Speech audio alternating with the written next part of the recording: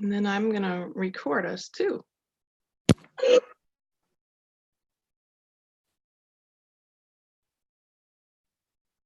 Okay, great. All right. Welcome, our friends. I see several of you. Very glad to have you. Great to have you. Yes. Oh, can you hear me okay? I hear an echo. You sound great. And if there's an echo, you might put your volume down a little. Okay. And that might help. Awesome. Great. Here we are. And very glad for all of you to be here. We have a lot going on, of course. So we're talking about this concept of supreme gentleness, and just like about anything that I teach, it just kind of came up. And so I didn't even really understand the concept of supreme gentleness when I put it in the email, and we were talking about it a little bit, Meg and I, but now I do. So I asked Source to show me, okay, well, this is a cool concept, supreme gentleness. What is this equation, right? So using that scientific mindset, we've got an equation, and it's this supreme kindness, radical kindness, and supreme gentleness creates transformation. And so let's talk a little bit about supreme gentleness, because last time we talked about radical kindness, Right. but supreme gentleness is a little bit different.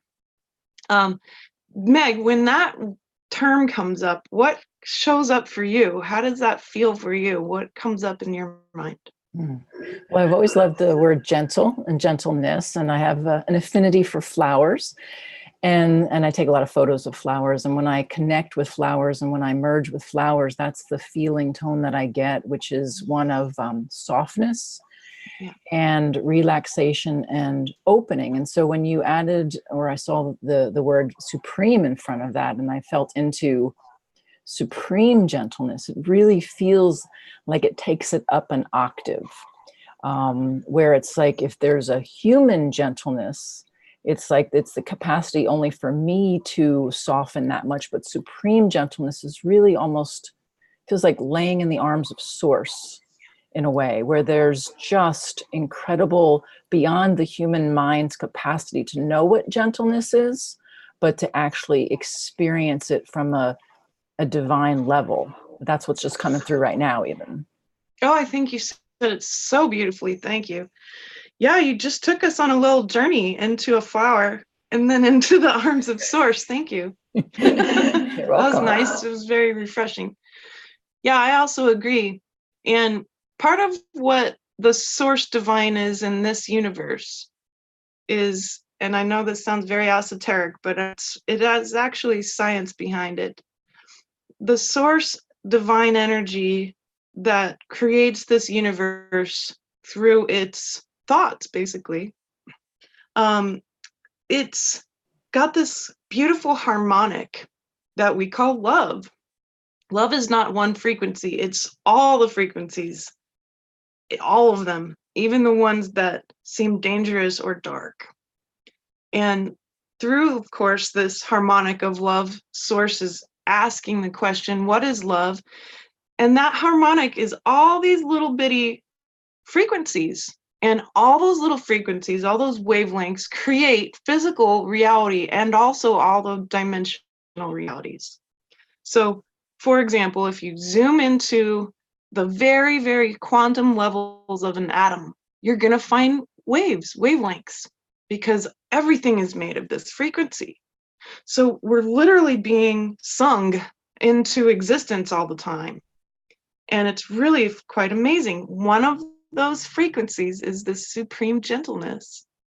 And I'm always discovering more about, because there's, of course, so many frequencies to play with, but the more about this harmonic of love. And so that's what I often am thinking about when I'm thinking of supreme things, like unconditional love is a supreme frequency. And then there's this supreme gentleness. And then there's going to be other high level, like supreme or high heart compassion. It's a very different level of compassion than normal direct heart compassion. Empathy, there's going to be a supreme empathy. But these are all tools. I mean, every single one of them is showing up around us physically in forms like flowers. That particular beautiful wavelengths come through the flower and creates form. And that form is so fabulous. But this is about transformation. What if we were going to play with supreme gentleness and to allow our body to function at that frequency? What would happen? What's going to happen to us and the people around us? You see, the cool part about a human body, I think, Meg, is that we can choose this stuff. And in quantum physics, everything exists all at once. Everything, all possibilities exist all at once, and the only time a possibility is revealed is with the attention of an observer. So that means that, for example, if I'm not looking at my cat is existing in all places at once. It's only when I observe him that he exists in one particular spot.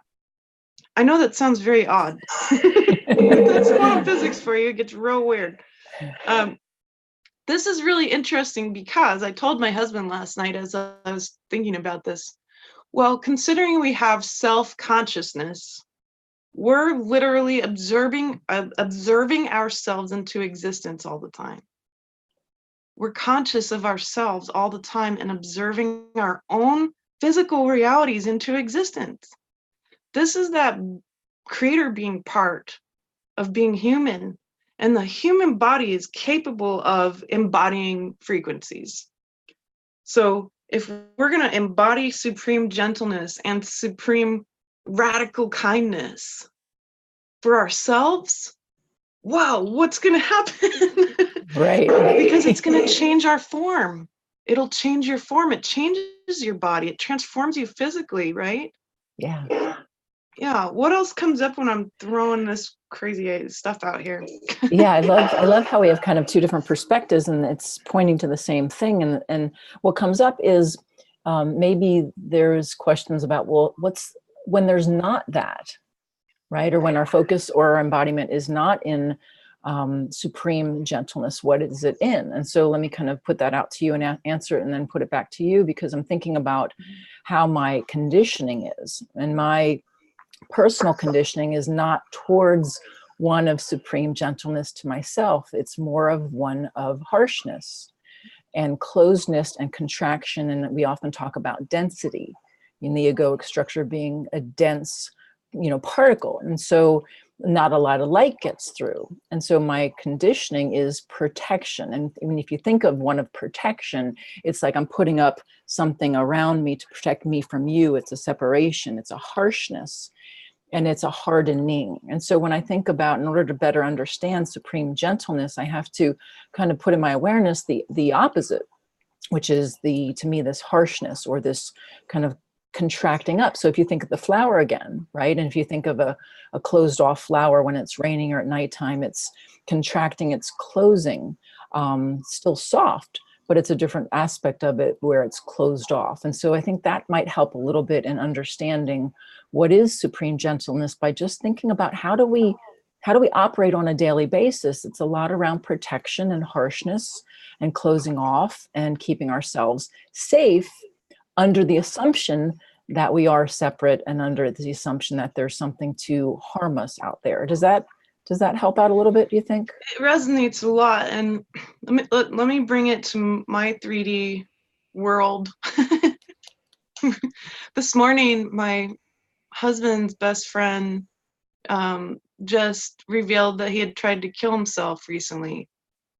And my husband began to cry, and he was really triggered. He felt really alone, because this is one of his only closest friends that he feels like he can relate to.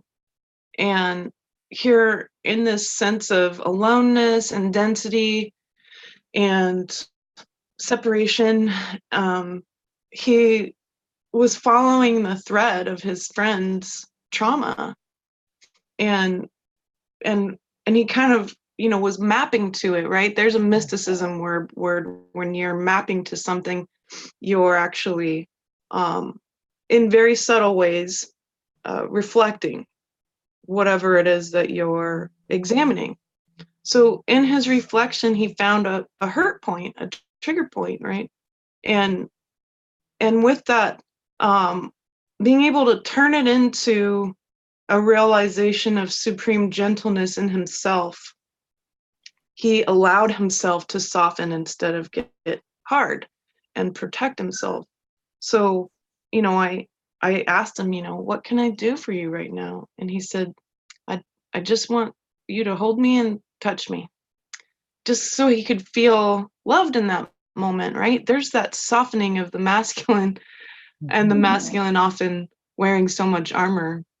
But what about this friend of his? What about the whole situation? If we zoom out and we look at the whole situation as it relates to, well, humanity, we've got all these people in massive amounts of suffering, often not being taught that this is also a spiritual condition.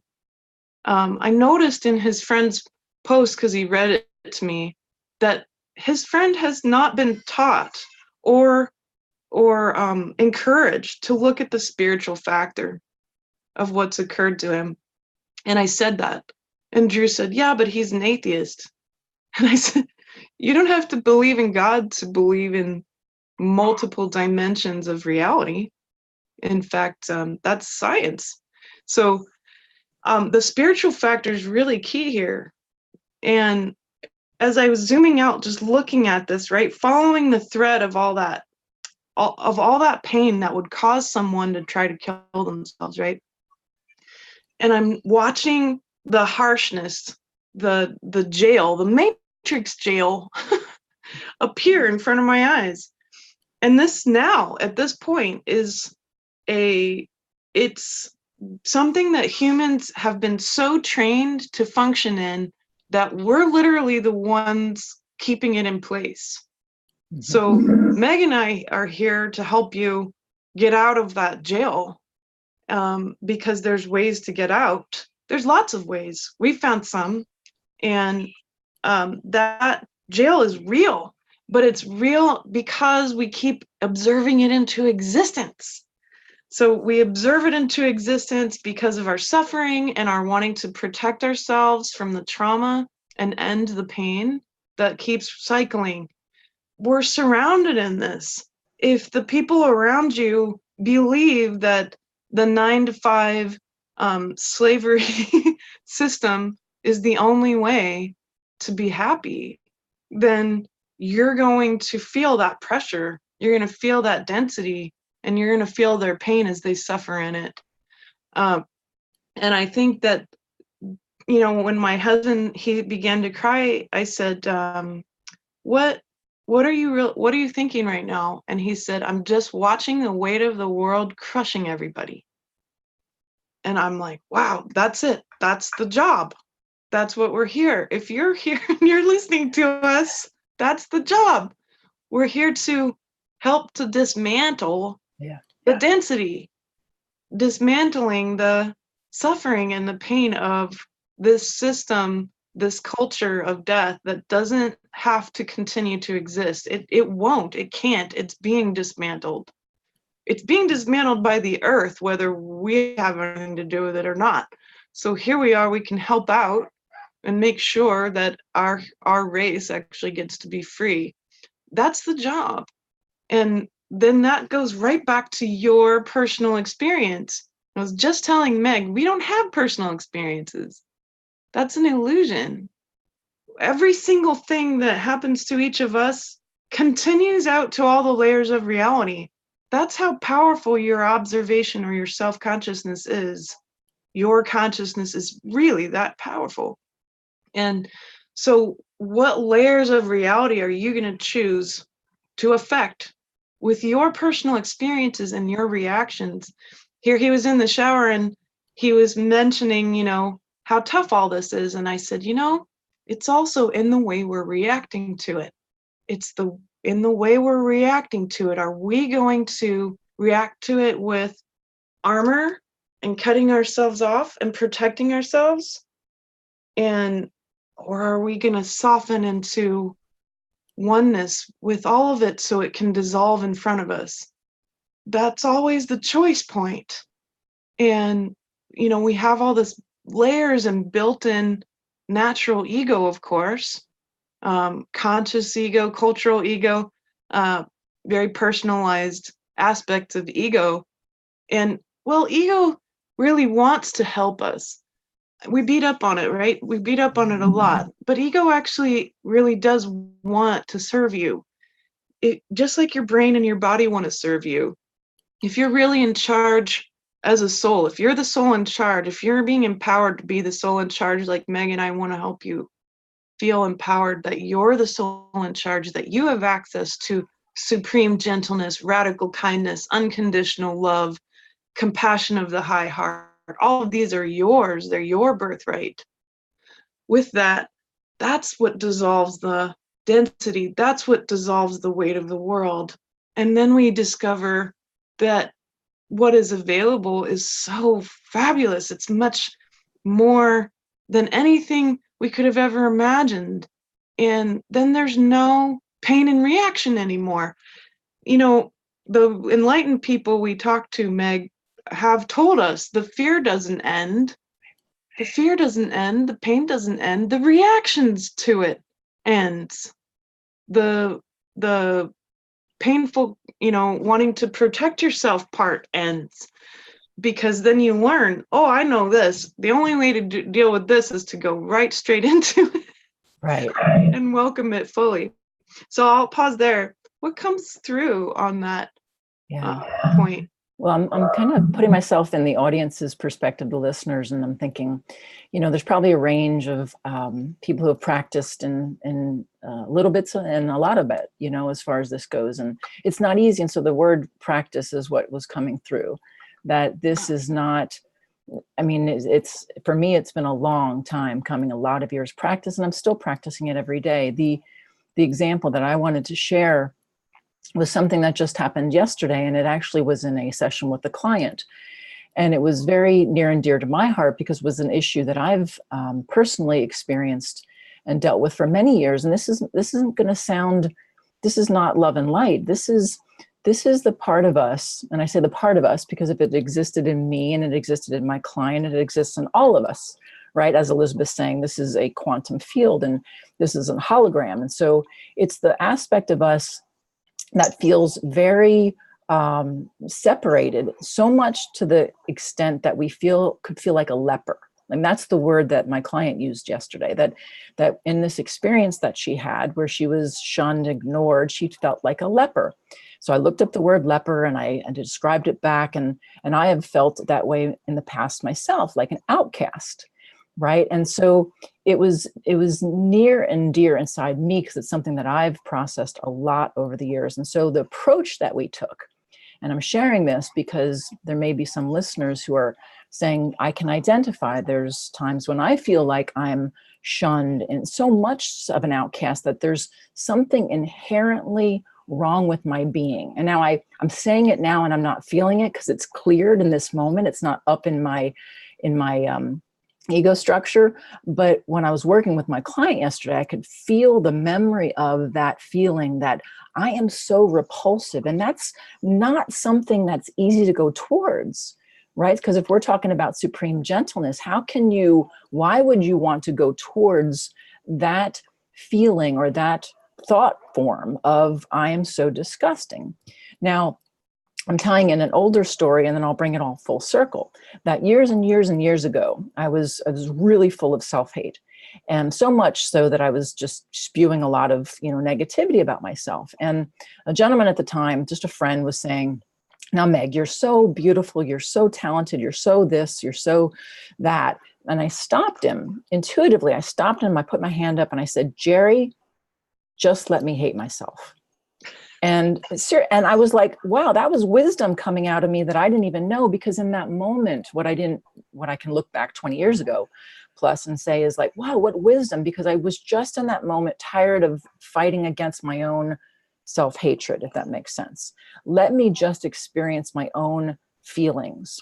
That's exactly what I was saying, because so many people try to change us, right? They don't want us to see us suffer. And so, fast forward 20, 30 years, now I'm sitting with a client where it's like, okay, let's just sit with this feeling of feeling like a leper. And how do we do that? We have to come into our bodies, we soften, we allow the feeling of feeling like an outcast, feeling like I'm not wanted, feeling like I'm so disgusting, utterly disgusting, just allowing that for a moment to have our presence.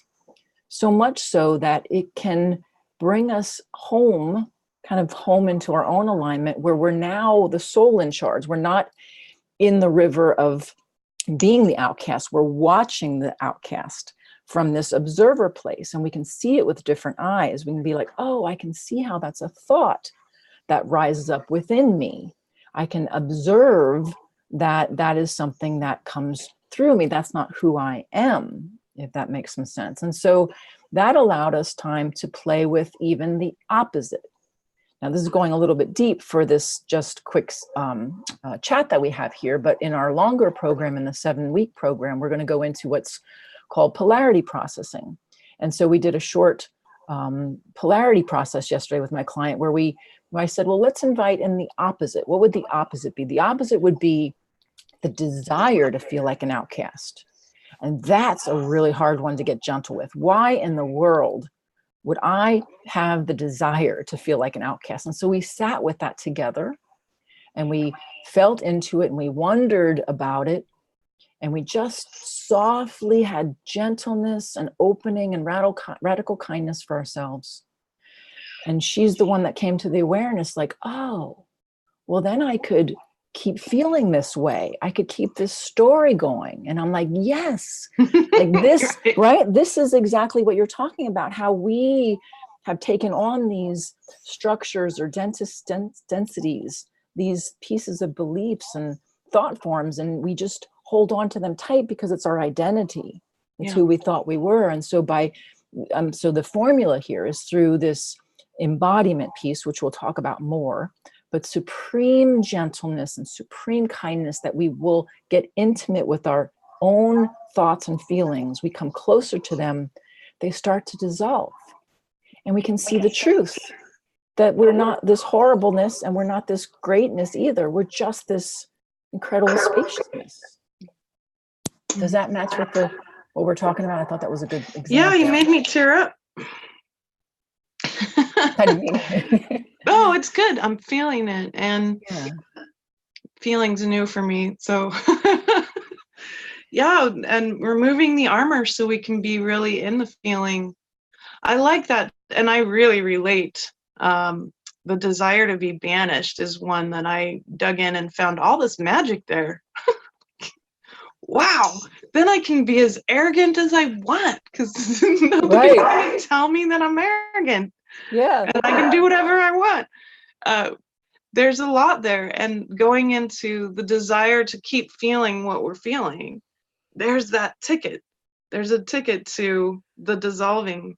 What a beautiful share. Yeah. Thank you so much. I think it's really brilliant. Yeah. Bringing it to that really real human level.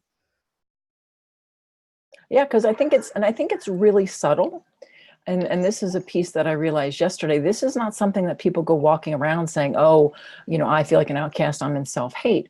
But it's actually there on a very subtle level, especially with myself and with clients, when we actually don't know who we are and we can't feel our own feelings. We can't go inside of our body because there's a level of rejection to self and going intimate with the self. And so that's why one of these things that we're taking the time to do in this 7-week program is take so much time to explore what it feels like to go inward and to meet those things that seem really heavy and dark with this just lightness of being and acceptance. And then you can ultimately, like you said, laugh at it. It's like, yeah, wow, I'm an outcast. Look how special I am. I'm the most outcasted.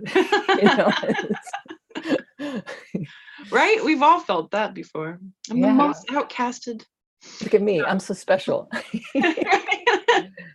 Yeah, and it's this beautiful time we get to spend, because we tried to do this program in a week. And we found that no, it needs to be 7 weeks. It really Yeah. does, because there's 7 parts to this. And we walk you through it very systematically to get to embodiment.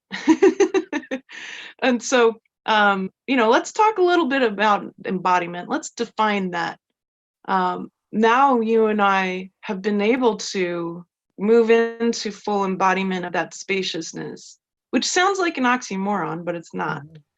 Because it's the release of all this identity. It's the release of the stories. It's the relief you get when you finally heal a polarity. And there's not an end to the polarities. They just get more interesting. They get more subtle. Yeah. And that's something important. They say, well, does this end? So no, that's the whole point, though, is every time you heal a polarity, what is that change within you going to do for humanity, for the planet, for the galaxy, for the source field? It's going to inform every level of that reality about what it takes to heal that particular nuanced polarity every time. So we're always going to find another polarity as we dig through all of these pieces.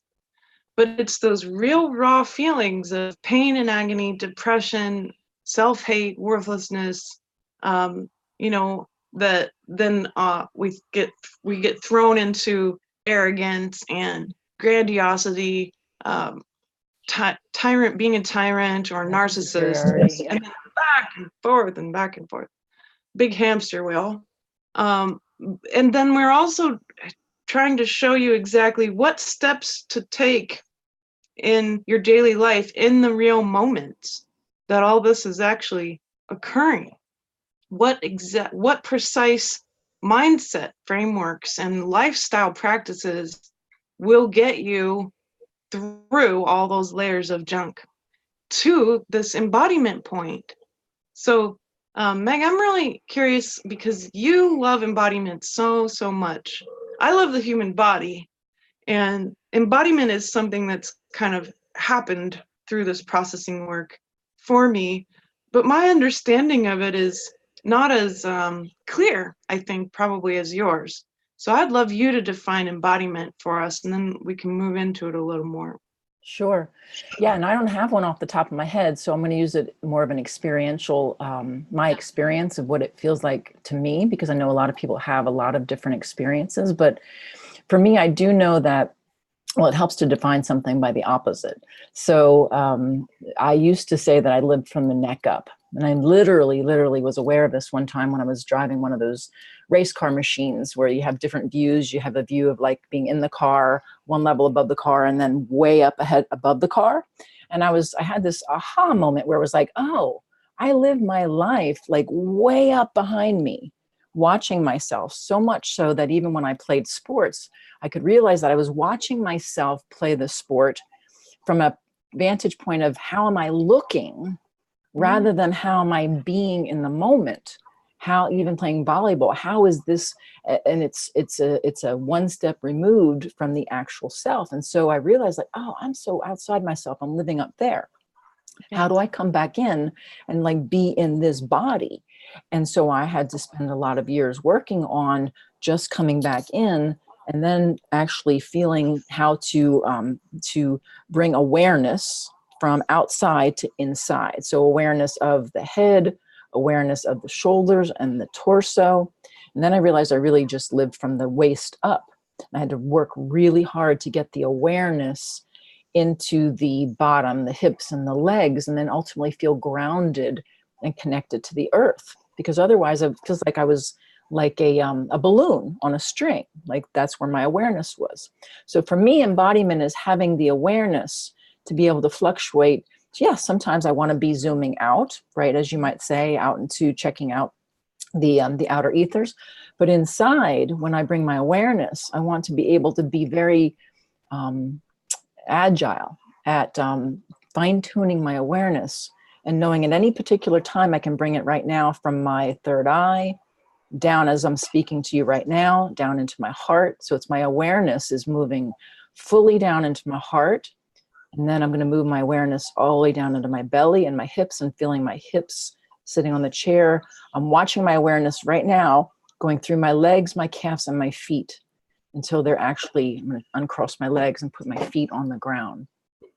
So full body awareness to me is embodiment. It's being in the body with the awareness. Now that's part one. Part two is then being able to feel human feelings in the body, because that's something that a lot of my clients and myself, it's very foreign to be able to actually feel. Maybe we can feel an energy or maybe a color, and that's different than feeling fear and anxiety and grief and sorrow. And those, to me, I've been taught this and this is how I experience it, they're really in the torso. You know, my heart is where I have heartache.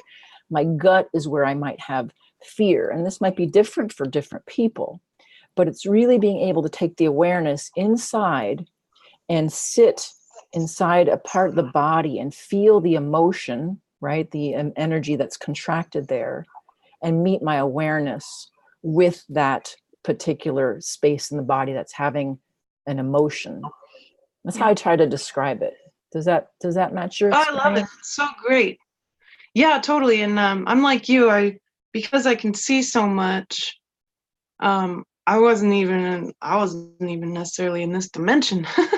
Right. So I was living from my third eye, and fair enough. I also have a personal example to help add to this embodiment piece. So for so long, you know, I do love the human body very much, and I've learned to love my body. That's one big part of embodiment, is that it's something you learn to do. You learn to love this beautiful machine, this organic, symbiotic, living machine that really wants to serve you as a soul to advance. And this was how original humans lived. They were fully in their bodies. And so I'll often hear people say, well, can't I just live in the fifth dimension? And I'll say, well, you are in the fifth dimension. You've always been in the fifth dimension. You didn't stop being there. You didn't stop being in all the dimensions.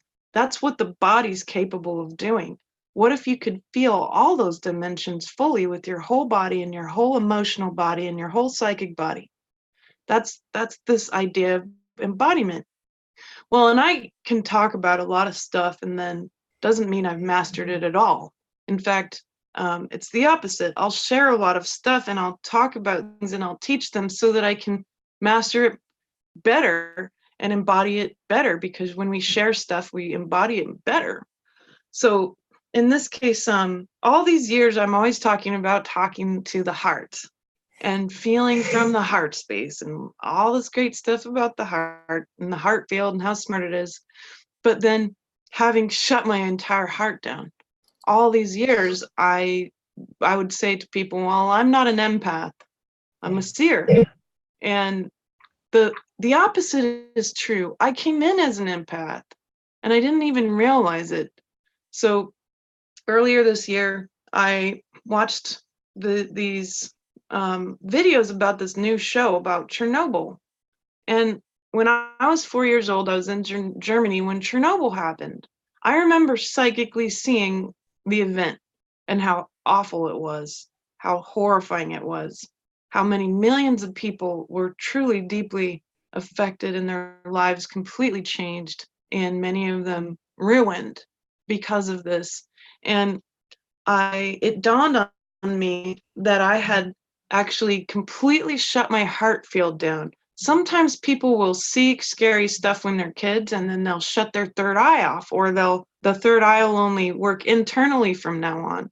And so people get frustrated because they can't perceive outside energies anymore, or they want to, but they can't. And it's because that immense fear as a child and no one to tell you what's going on spiritually, then we shut ourselves off. Well, I can't shut my third eye even if I try, but I sure could shut my heart down, and that's exactly what I did. So during that time, we'd go outside and all the animals would be dead. So I'd pick up dead crows, in my lunchbox and bring them into the house to try to revive them, to my mother's horror. um, and so since then, the crow has always showed up as this symbolic spiritual animal for me. Well, later, when I was getting my master's degree, I tattooed a crow on my heart chakra. And it's the only tattoo I have. And of course, it's an incredibly painful spot. And I purposefully did that. And I remember doing it and thinking, now I can open up this new gateway for myself. I'm going to go through, I learned how to use pain as gateways. And so now I just turn pain into light. But I used this gateway. I wanted something really awesome. I wanted some big breakthrough for myself. So I got this tattoo, and it was very painful. And it dawned on me my heart finally has opened, and now it's been several months, and it's all been very difficult for me to feel and to be in my body and fully experience this heart field and the emotional body that comes through it. It's been really rough. And I keep how people do this. This sucks. I really like the other way where I was numb. But it was all armor. And so all the armor's gone. Now I'm psychically seeing, feeling, knowing in ways that I haven't before. And so with that opening, with that shedding of the armor, incredible amount of confusion about how to make these two things sync up. But it dawned on me the other day, oh, that's why I got the tattoo, because I was trying to open my heart chakra and I didn't even realize that. And so now I appreciate my tattoo even more because I was really trying. My soul was trying to feel again, because it's so powerful to be in these bodies. And the bodies are connected to all dimensions. You don't need to do a whole bunch of work to go reach the fifth dimensional state. That's not the job.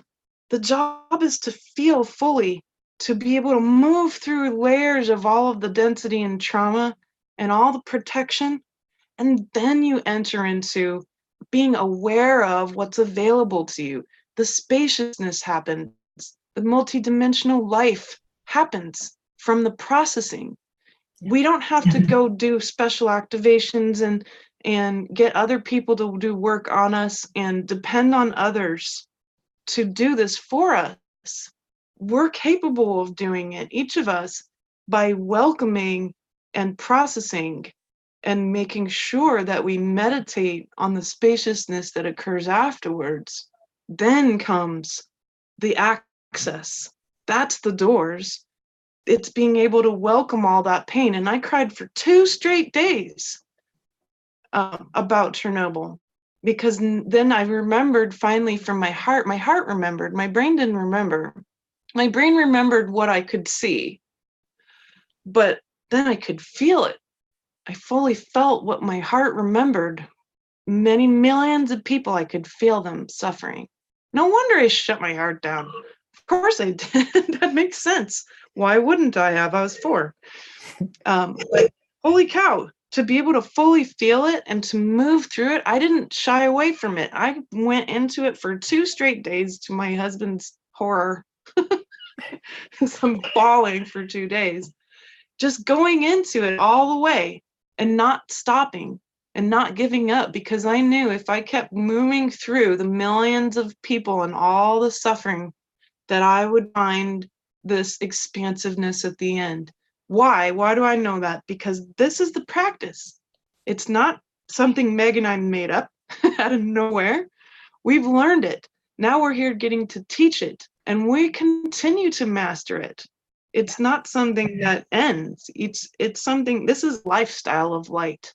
It's a lifestyle of multidimensional experience. This is how. It's at least the main way we've seen how. It's the way that both men and women can do it. It's not dependent on any status you have. It's not dependent on how abundant you are. It's not. And so this is what Meg and I are able to embody now. We're working on this embodiment of radical kindness and supreme gentleness for you. So she and I, we have dealt with the same levels of self-hatred and that you've probably felt too. And you've been through it all. And we know that. We've been through it too. And we've been getting really raw, and I tend to be very raw about what I've gone through. Knowing that there's an end to it by being around people who get it and who are telling you it's okay, keep going, you're on the right track. If you are paying attention to this, if you've been listening, if you just feel what we're talking about, you can feel it in your heart and your gut that what we're saying is true. Don't just take our word for it, feel it in your body. Listen to your heart. Ask your heart, is what they're saying true? And ask your gut, is what they're saying true? And they'll let you know. And that space that we're creating is a radiating space of healing for 7 weeks. And of course, onward, it's not like we just come in for 7 weeks and leave your life. But we get to be with you in an intimate way and answer your daily questions and support you every day in a beautiful space of friendship, radical kindness, supreme gentleness. There is no subject that is not allowed. And I really mean that. No matter how dark it is, we've seen it. And by working with many thousands of clients, of course, nothing causes us to be in judgment at this point because we've seen it all. Truly, I feel I've seen it all at this point. And there won't be any amount of darkness that will ever cause me to go into judgment.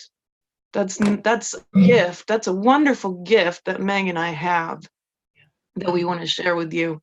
The space of non-judgment, radical kindness, supreme gentleness, letting that transform you fully so you can go through all the dentist stuff, all of the pain of lack, all of the pain of the suffering you've been through and the trauma, and all the daily stuff, the relationship stuff, the 3D stuff with your family and your job and all of this, being able to have people to walk you through it and really show you exactly how to do this. This is mastery.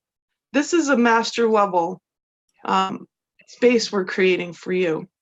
And does that mean you have had to have any other experiences beyond this? No, not at all. We're going to take you through a bachelor's school and the master's school all at once. All the basics and all the midway stuff and all the advanced stuff. And in 7 weeks, we can do that. So I love this. I love working with Meg. I like co-creating. I like being able to learn with her and being able to merge with her field because there is such a supreme gentleness there. And I bow to you, Meg, for that. And I think about you when I think of the word supreme gentleness. That's such a wonderful thing that you offer. Thank you. I appreciate that. Yeah, we've gotten a lot of good testimonials from the last retreat, and just that was the first time we worked together. And I think we were both surprised, like, wow, this is really fun. We enjoy each other's company. And it is that level of work that we've done on ourselves to be able to hold the space of really welcoming all, unconditional kindness, unconditional love. I think that's a big one. One of the questions that was coming to me that maybe listeners might have is, well, how did you guys learn this?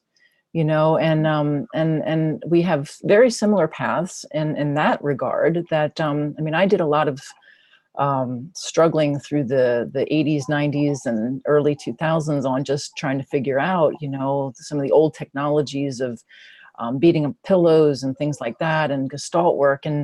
And it wasn't until I came upon the work, Lucia Renee introduced us to Leslie Temple Thurston's work of polarities. And Lucia really brought it home through this merging technique.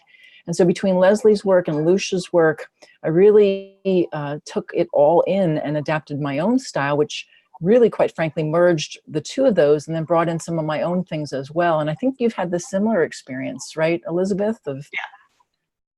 So we have our own ways of doing things. And what the big thing that I love about what you said is that we're empowering people to do it on their own. That's we process ourselves. It's self-processing. Yes, we go and we, call on other friends and other practitioners perhaps for some support, especially in blind spots. But the main techniques that we're using, the squares, the merging, the frozen and traumatic selves, and all the other pieces that we're going to introduce you to, we've practiced them on a daily basis, and we love sharing them, because then you can take them and use them in your own life and teach them if you'd like, and make your own combination if you'd like. Exactly. It's a creation, right? Like, that's what we came to at the end of the last retreat. This is a creative process. You get to, in the moment, pull in all these different things that you've learned and use what works best for you then. Some people love tapping, some people love other things. Gene codes, you can bring it all together, and it makes so much sense. Yes. Yeah. And I got through into this because, immense amount of suffering and trying to find a way to heal, searching for ways to heal, going to traditional practitioners of psychology to help me, and being kicked out of a lot of clinics.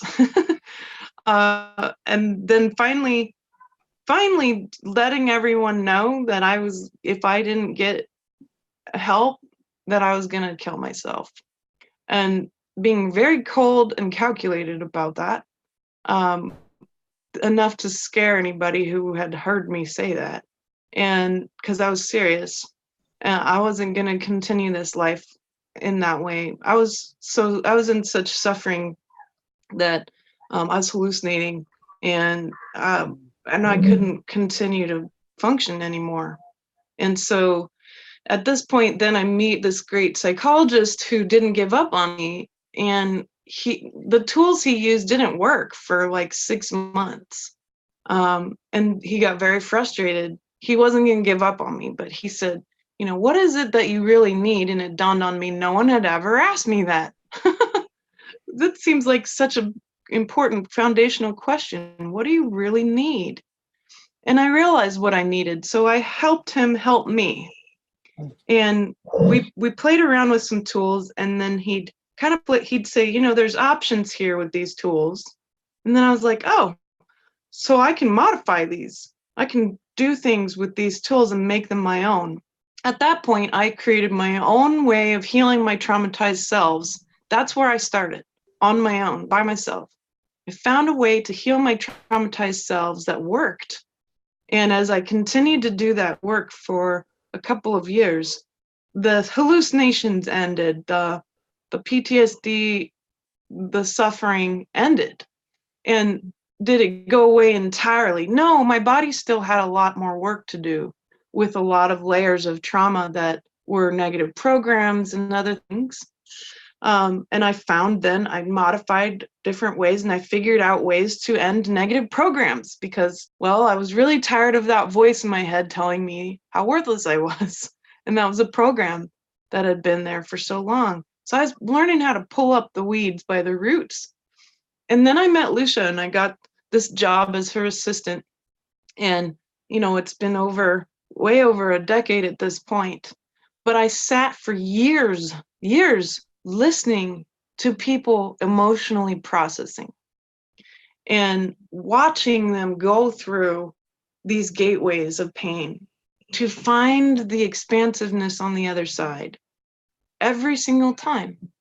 Not once did someone not experience the expansiveness on the other side. And I can really honestly say that many hundreds and hundreds and hundreds of women that I listened to were going through this process, this emotionally processing piece that Lucia was teaching. And then Lucia introduced me to squares too, and polarities and such.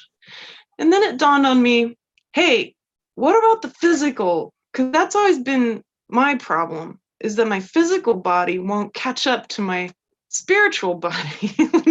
My spiritual self will be like, oh, I've nailed it. But then my body's like, hey, I'm over here. Please help me. And so I started to look at that very closely.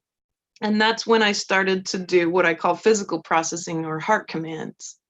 and learning how to command my physical reality. Because I learned that if I talk to my body, if I talk to my three minds, my brain, my heart, and my gut, that if I talk to my cells, if I talk to this beautiful machine as the soul in charge, that my body will come along with me, and that I'll get to embody that expansiveness, not just spiritually recognize it anymore.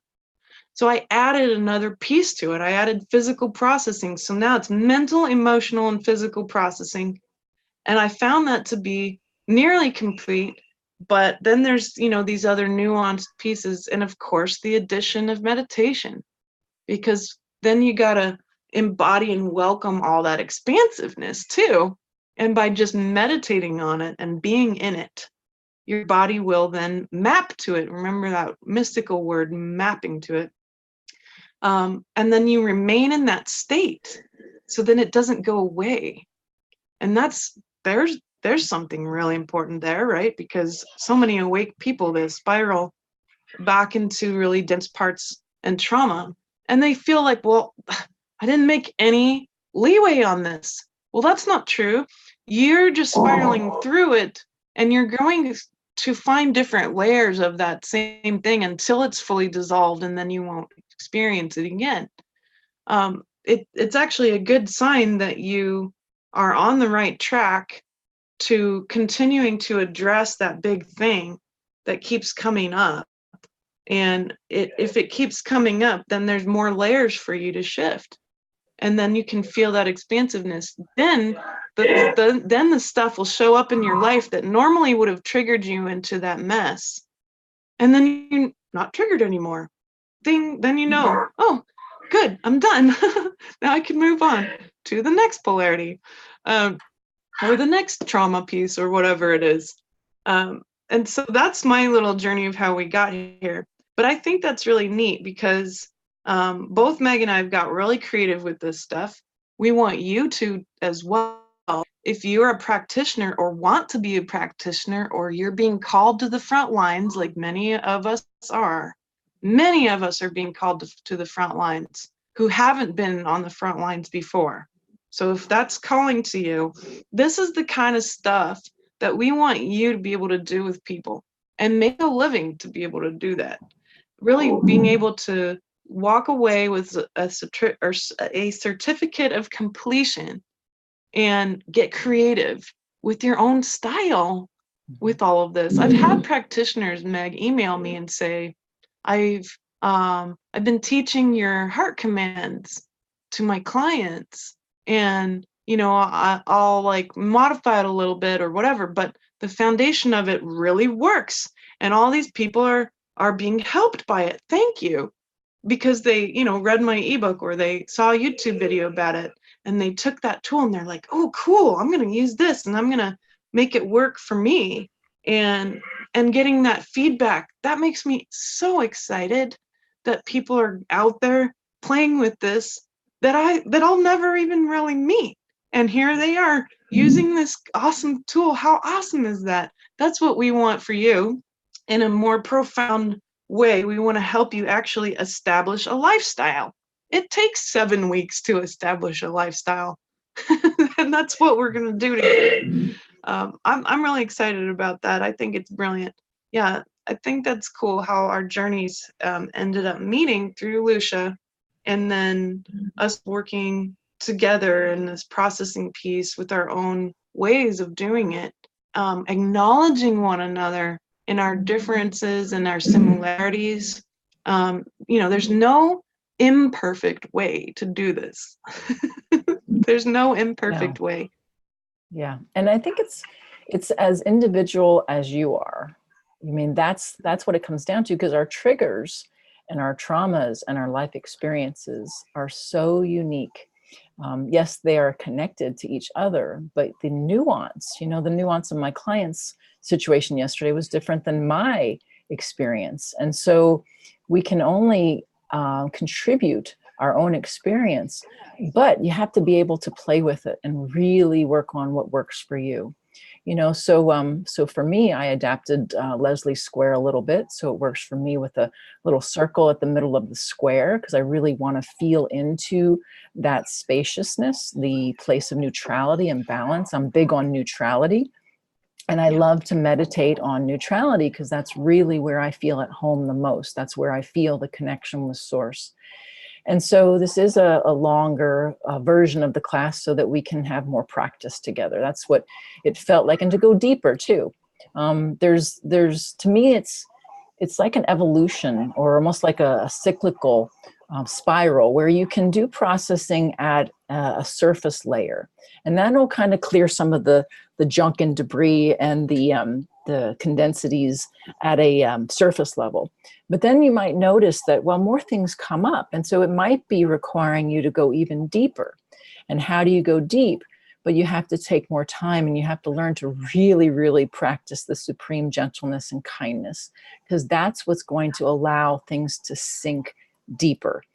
I like to use the analogy of an ocean, that you can process things at the top of an ocean where all the chaos is happening, like what happened with your husband and what's happening in my bridge situation. It's like, but I had to take it to my cushion, my meditation cushion, to really allow the silence to help me sink deeper down into the ocean, down to the bottom of the feelings, where it's a little bit darker, it's a little bit more still, so that we can meet these emotions at the place where they originated, and that's where they dissolve.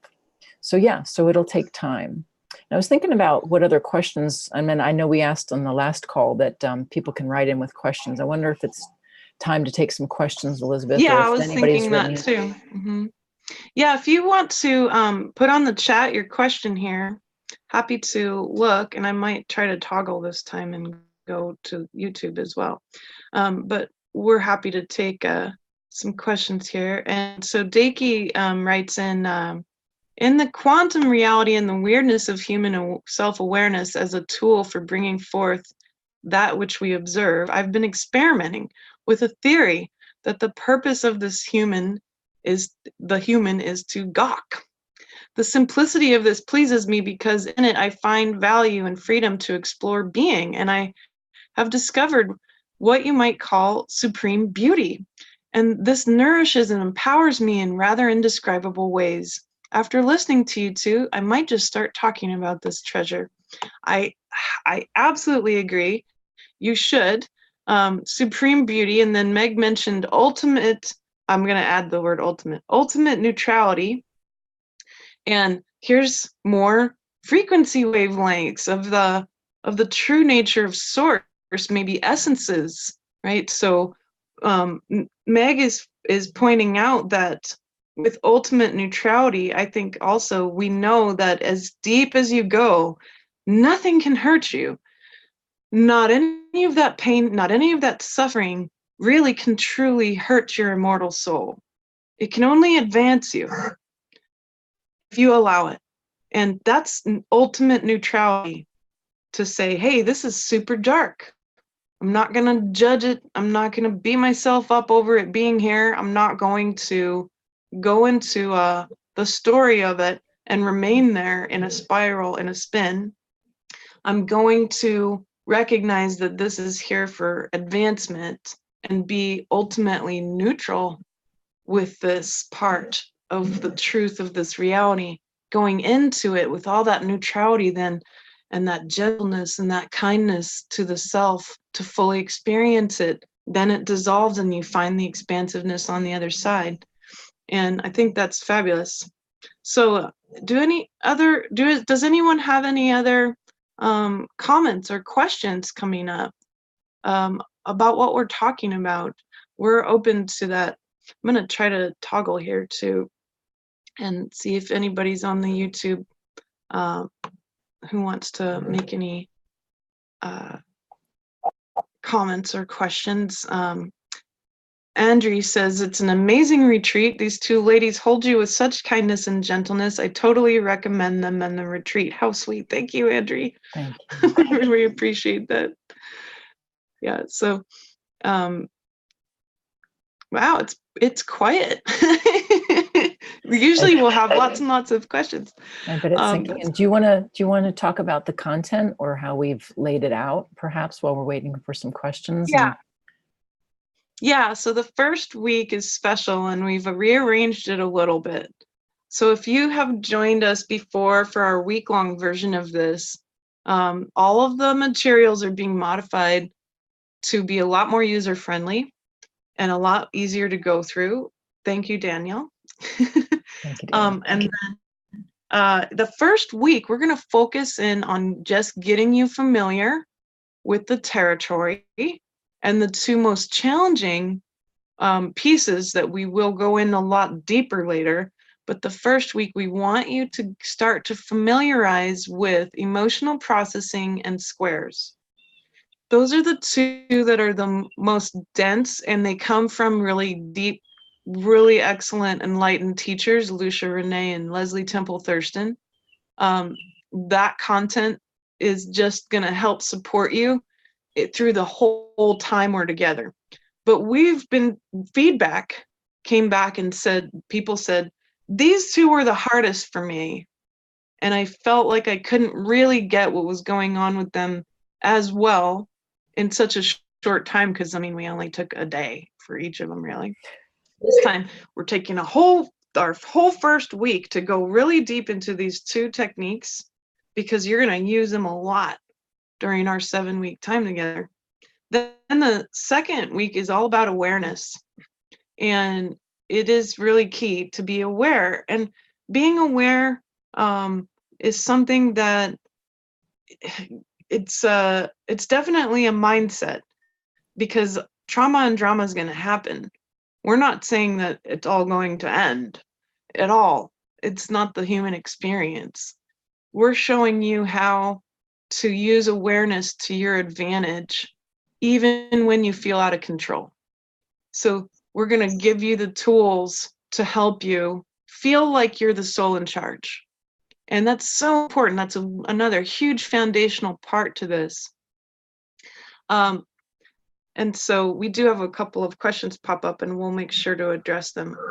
I see you. And then I'm pulling up our project here so I can be clear about our timeline. And while you're pulling that up, I'll highlight the piece of awareness is that we become unaware and unconscious that we're even in a program or a pattern or a trigger, and because it kind of feels like it's natural. And so one of the things that we're going to support you in doing is actually being aware and pointing out what the pattern or the trigger is, because sometimes we're just so unaware of it. So that's the benefit of that particular week. Yeah, exactly. Mm-hmm. And it gets into the self-inquiry, being able to recognize triggers, blockages, patterns, reactions, all of those things. And they're very different. Each of these things are a little different. How to recognize, when something is a negative program or not, for example, versus oppression or something like that. And then the third week, we're going to get into embodiment. We're going to get into thanking, welcoming, merging. These are the foundations of what is the outcome we're intending for you. And then, of course, we're going to get the fourth week into polarities. We're going to identify some polarities, some nuanced ones, some common ones. And we're going to go really deep into recognition and acknowledgement versus things like banishment and being ignored. We're going to actually name these polarities and go through them with you. And Meg and I, in our content, we dig in, and we also show you how there's different ways of dealing with polarities, because Meg and I have different styles going into polarities, and then you can find your own style, of course, and we'll help you with that. Do you want to add anything about these the pieces that I just mentioned? No, they go in hand in hand. We've tried to build them the way they would if we lived linearly, but ultimately you don't live linearly. So we've kind of separated out, but it'll ultimately merge together, because you may be noticing a polarity and then remembering to get in the polarity and then welcome it. So we're just trying to give you the foundation on what's required for each of the different processing techniques. So yeah. Yeah, exactly. And then on week 5, we're going to go even deeper. We're going to talk about frozen children and traumatized selves, identities, blind spots, the mother wound and father wound. We're going to make sure that we help you as a feminine or masculine being, and someone, of course, all of us having both within us, to recognize these parts. To go really deep, we have multiple different techniques about how to heal your traumatized frozen selves and children, how to understand all the layers of identity that we are often taught to create, and blind spots, because those are a thing. When we don't really realize what's going on. Like, for example, my blind spot around my own heart. I mean, that's been years and years of such an incredible blind spot that, you'd think that I would have figured out. Nope. And that's okay, but perfect timing, right? Divine timing, we find these things. Yeah. Will help you. And then week 6, we get into the everyday part, how to process on demand, how to process in the moment, how to process at the end of the day when you're tired and you just want to go to bed, how to process with your heart field, doing physical processing, being in charge of your body and your experience. And then the last week, we go really deep into embodiment, pulling all of it together to integrate and then meditate, and showing you how to embody this change so you can change yourself, and then, of course, change the world. How to tie your personal changes into transformation that will help literally change the entire planet. And we're going to empower you to notice that, to see it, to believe it, to know it, to embody that change so deeply that it will continue to resonate out into our reality, helping all of humanity, helping the whole entire universe.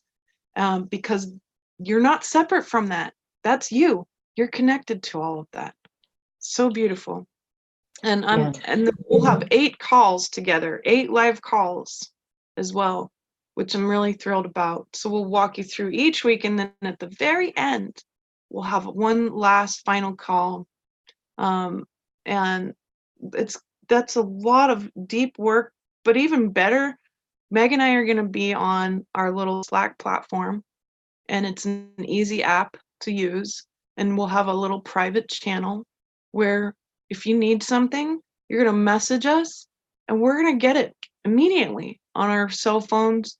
And both Meg and I will give you our perspective, our hearts, the space to be heard, any specific walkthroughs you might need, 7 weeks of all of that, so that you can fully embody all of this work, learn it truly, and then be able to practice it in your lives and teach others and help your clients too. And you can build her. So that's the intention we have for all of this. That's what we want to offer you. Anything to add about that?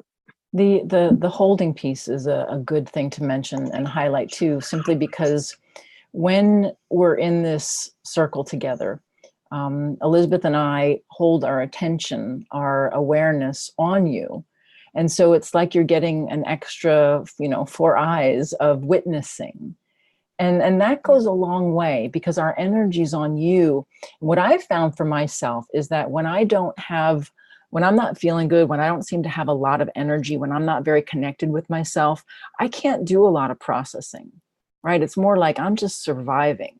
So what we help you do is get in that space of alignment enough so that you can feel energized to actually tackle processes. I hear a lot of people say that I just, I'd rather have somebody do it to me, right? I'd rather show up at a session and have somebody, work on me.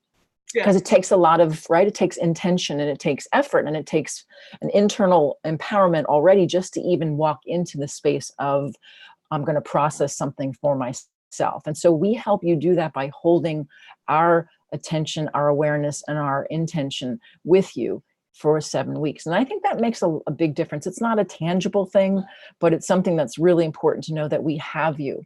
And in alignment with that, the community is also holding you, the Slack community. We've gotten feedback from our last retreat that it was so helpful to watch others go through processes. I mean, through writing, we'll write out a story, they'll write out that's something that happened and they can identify with it. And when one person's processing something, it's bringing up something for you and it's helping you process it as well. And then just Exactly. the third thing I'll mention about that is some people may be more introverted like myself and may be thinking, well, I don't know if I want to really show up on a platform. And we're not pressuring at all you to do anything that's outside of your comfort zone, and how you want to consume this retreat is up to you in this whole 7 weeks. But what I would say is this is my own personal coaching here, I would use the feeling of hesitancy to share as a process, because it's not easy for me to put my social media posts out or get e-letters out, or even showing up today. I said to my husband, I'm so afraid. And I'm like, he's like, welcome it. So I've trained him to help me back, right? It's like I'm welcoming my fear. Yeah. And so yeah, this just it expands. I'm just so excited to share it because it expands in my household. You know, my son will say something to me sometime too that'll just be mirroring back to me what I'm teaching him. So it's so wonderful. And that's why I would say use whatever's showing up in the actual course as material for practicing. That's the magic of it. Yes. And I want to add just one last piece around the having two mystics hold their attention on you. Yeah. That's seriously powerful stuff. There's a lot of light. You know, Meg and I aren't saying that we're enlightened. We just know how to move our egos aside. And so we're always chipping away at our ego. And then the outcome will hopefully become enlightenment. But besides that, being able to have that clear light on you, it might not be tangible at first, but I think that as you stay with us, it will, because that light shines a lot of energy and it's high vibe stuff. So what does high vibe stuff do? It shakes up all the stuff to the surface. You'll find that will happen during those 7 weeks. If you have stuff to work on already that you're aware of, excellent, then it'll help you go even deeper. If you're not sure, well, it will help you find out exactly what's up for you next, one step at a time. And then what does light also do? It shows us all of the beauty. It shows us all of the so-called flaws. It gives us a chance to really be in that state of supreme self-kindness and radical kindness and supreme gentleness around all of what you will discover. So that light brings you new insights, and you can trust that when you have mystics having their attention on you in that way. It can be very, very powerful. I've had a mystic have her attention on me for a very long time, and I'm seriously on the fast track and have been all these years because of it. It set me up for much better success simply by having that person shine that light and their attention on me. And you know, it's a very beautiful experience. Yeah, it's a little hard to put words to it. That's what makes it a little bit intangible, because it's very esoteric, but it's also very real. It's something that you'll experience how that unfolds for you, being in that space of true transformation and change. It's going to shake up everything you need to work on. And when you feel overwhelmed, because you might, then we'll be there. We'll be there to help you chip away at the big pieces that come up. So Shannon Smith is asking, is it enough to just feel the discomfort of a process without being able to trace the source or reason of it? Sometimes. I think it just depends, right, Meg? Yeah. Sometimes it depends on how deep it is and how many layers are there. But I think for me, with each layer, there's more understanding. So two things. I guess I would, I would say, what does it mean when you say to feel something? Because I can't just with the word feel, some people are just like, oh, I cried, I felt something. That's not the same as merging with the energy of an emotion. And so I just want to make that distinguishing piece there. To be able to merge with a feeling is a lot different in my experience than feeling something. And so a lot of times with the feeling, with the merging comes awakening, awareness, understanding. Not always for me, but a lot of times the awareness comes kind of as it's happening simultaneously or even in the aftermath. Has that been your experience too? Yeah, it is. And I'd also point out that if you're experiencing reactions, triggers, or difficult feelings, in the moment, being able to be aware of it, welcome it, and merge with it, and then go back and actually address it. It's something you'll want to ask, are there more layers here? Why am I reacting exactly? Because that's pointing to a sign that there's egoic structure there. There's probably trauma, there might be negative programs, there might be a whole myriad of things, and then being able to nail it down and say, okay, I'm reacting to what my husband said because my father did this to me, and he said the same thing when I was this age, and I remember it from my heart space, and it hurts. And so I got triggered by my husband's statement because it reminded me physically and in my subconscious of the trauma I experienced. So then I'd go through the process of helping heal that traumatized self so that the reaction is not going to come up. Then I take the charge off that egoic structure. And then if my husband says it again, I'll know for sure that I've healed it because I won't react that way. So it's not always enough to just welcome the emotion. You'll want to find out where it came from. There's going to be more behind it, oftentimes, nearly almost all the time. Now, sometimes the emotion or whatever is something that is in the moment. Like, for example, recently I felt totally out of control because I was hungry, and then I got really angry at my kids for breaking something that I had just bought them or something like that. That whole money doesn't grow on trees, people. Kind of thing. And I dug in and I'm like, wow, where'd this come from? Because it's explosive. Is there trauma here? No, I'm just stressed. I'm overworked. That's why. And so in the moment, hey, supreme gentleness and radical kindness to myself, and saying, hey, that's why I'm upset right now. It's not because of trauma. It's not because of ego or some specific egoic painful structure that's in my way. It's because I'm literally hungry and stressed out. And I was triggered by this event to go into a big spin. So maybe there's a polarity there to look at around self-care versus working yourself to death or workaholism, right? And then I could really dig into that, no problem. I can definitely do a square around that. So that would be me going even deeper into this to make sure that it wouldn't remain as a trauma in my field. And then I'll make sure that it doesn't root itself in my psyche and then show up later. So that's how we want to help you function in that way. Let's go in and see these other comments. Einar says, I've been feeling the need for total non-resistance, just to allow everything to flow through me. That's that higher state we're talking about, non-resistance. Resistance is tricky because it's really hard to know if you're in resistance. It's easy to find an attachment or realize you're judging or something like that. Resistance is tricky. So Einar, you're going really deep into a foundational part of this expansiveness. Eventually it'll all flow through. It's like the story of the Buddha and how none of that negativity could ever touch him because it would just move right through his field. There wasn't any egoic structure for it to cling on to. And same with all these other masters that we all love. It's the same idea.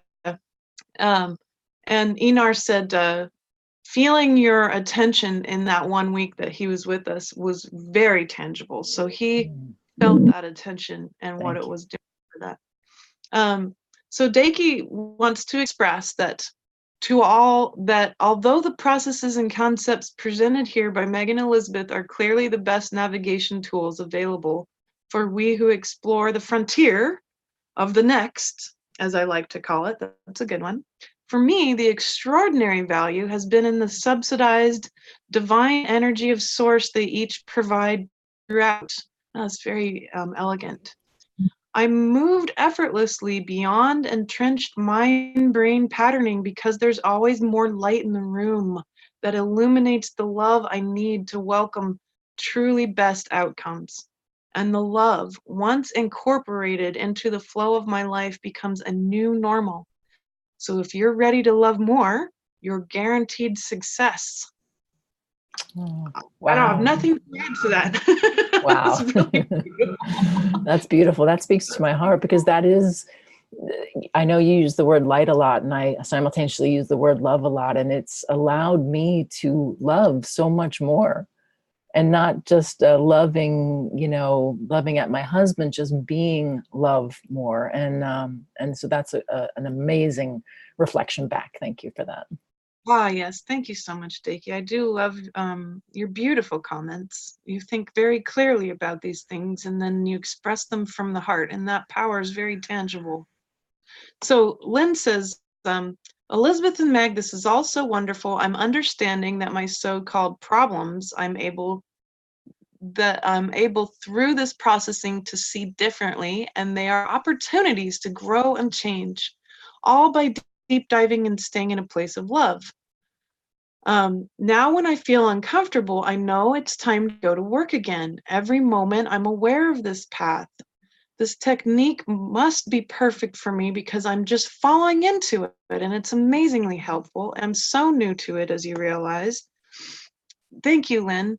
I think that's brilliant. You're mastering awareness, and you're recognizing this really interesting sort of well, it just seems like it shouldn't be this way, but it is.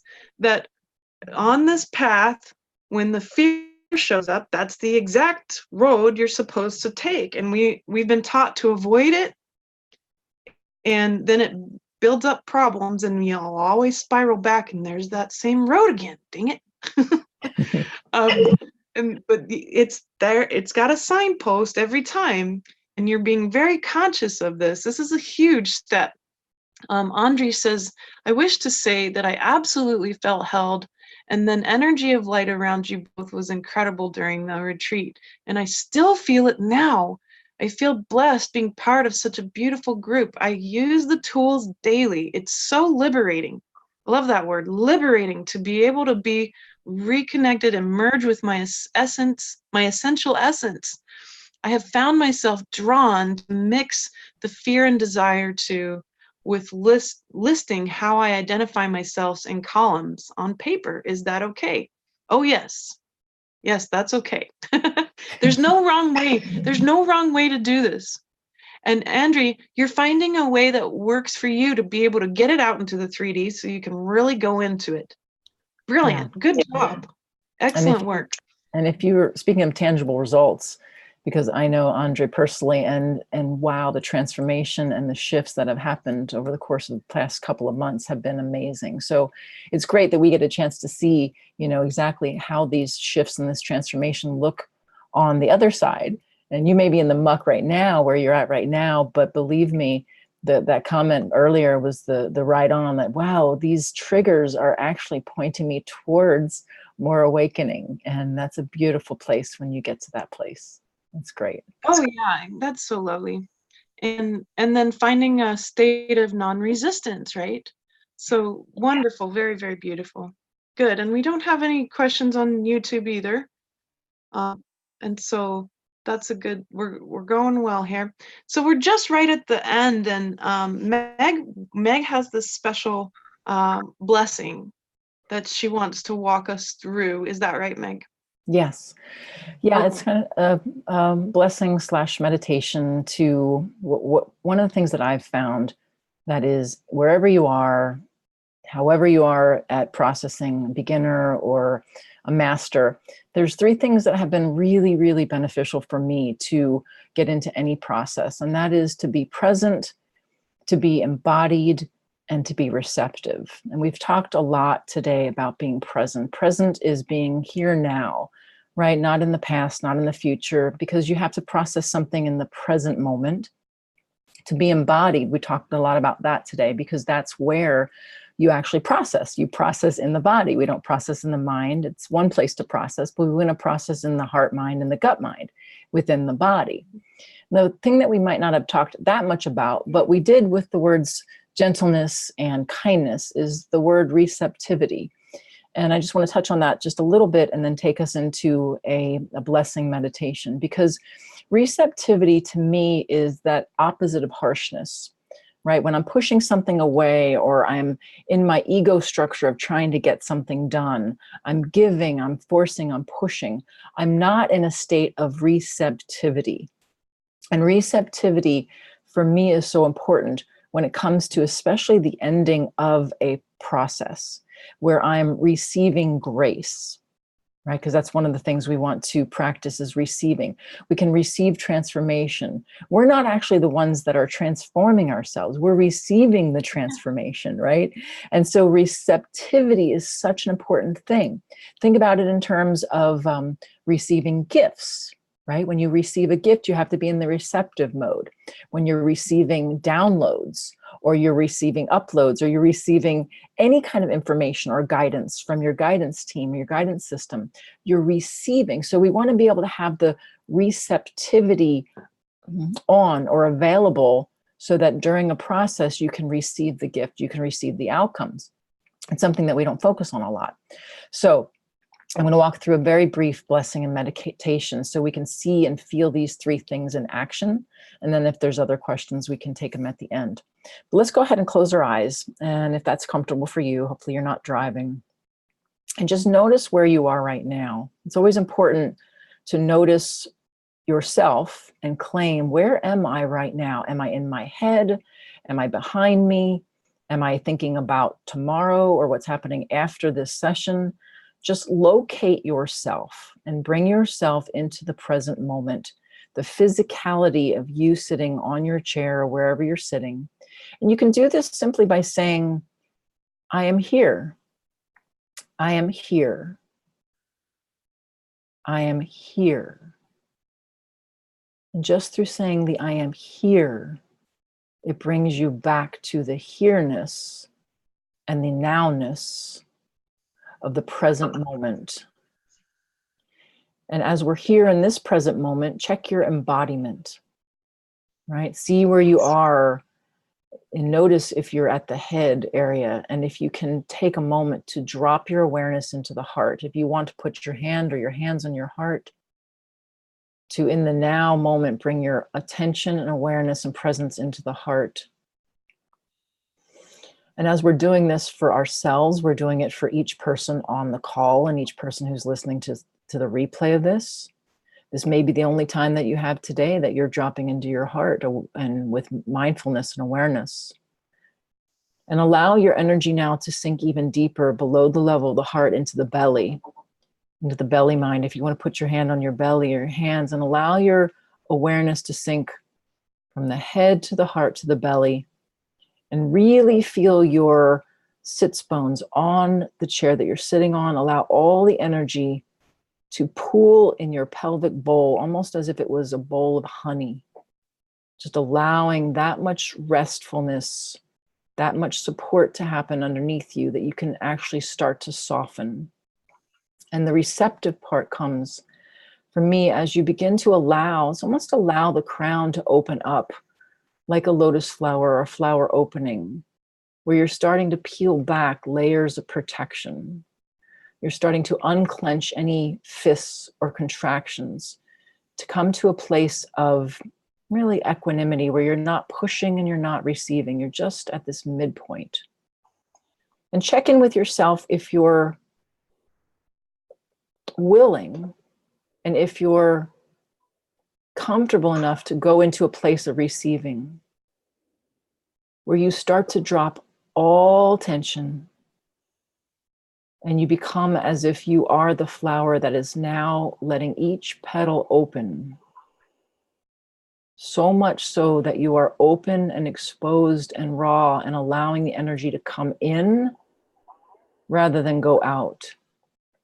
I use the image of baby birds who have their mouths open and they're getting fed by their mother. I imagine that you're getting fed in this place of receptivity through the divine energy coming through you, through your crown, down through your heart, into your belly mind. And in my imagination, I even have my arms wide open. Just imagine that you're receiving whatever it is. Perhaps you have a question. Perhaps you're asking yourself, is this course right for me? Is this immersion for me right now, the right timing? And you can drop that in to the question bowl. Is this right for me now? And allow your receptors to feel and receive an answer. And it may come through an image, or it may come through a feeling. But use this technique anytime that you want to connect with guidance, or anytime that you go into a processing where you become present. That's much better. So much energy just released right there. And you become embodied, and you become receptive to all the light and grace and love that's here for you now. And that's my blessing. Thank you all. And I bow to you. Namaste. I got fed by this giant mother bird. Yeah. Opening. I could feel that energy wrapping around me. Yeah, that supreme gentleness. Yeah. Good. Let's see. How did that feel for you? Anything to add, my friends, before we let you go? We're happy to. Yeah, so Suzanne said, that was so beautiful, Meg. Thank you. And thank you, Elizabeth. My pleasure to be here with you. I love talking about this stuff. Great. Yeah, we're happy to be here for you.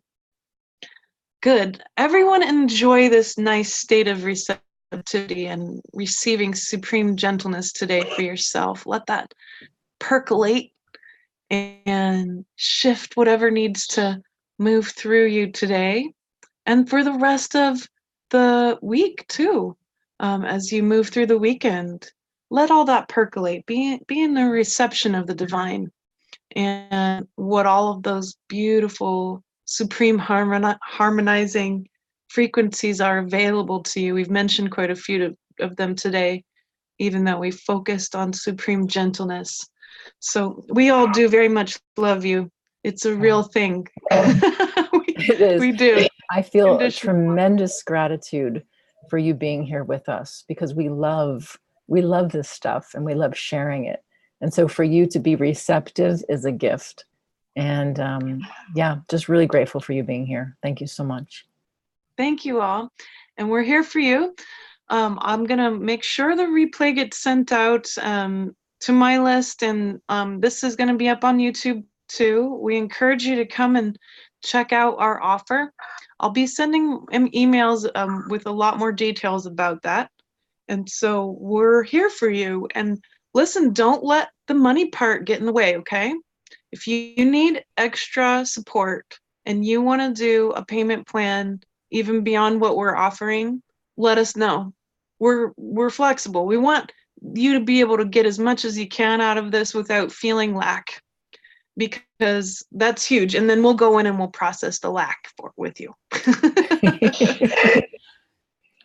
So let us know. I just want to put that out there, that we're really flexible. We want you to be able to receive, and that's important to us. Let's work together.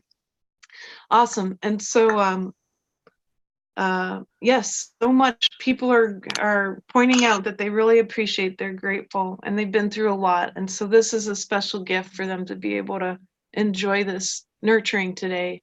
Good. We're very glad. Good. Yeah. Yes. Good. If you have any questions, Namaste. just come back to us. Yes. We're here for another, it's September 8th is when it starts. So if you have any Yes. other questions, please come back to us and let us know how we can support you.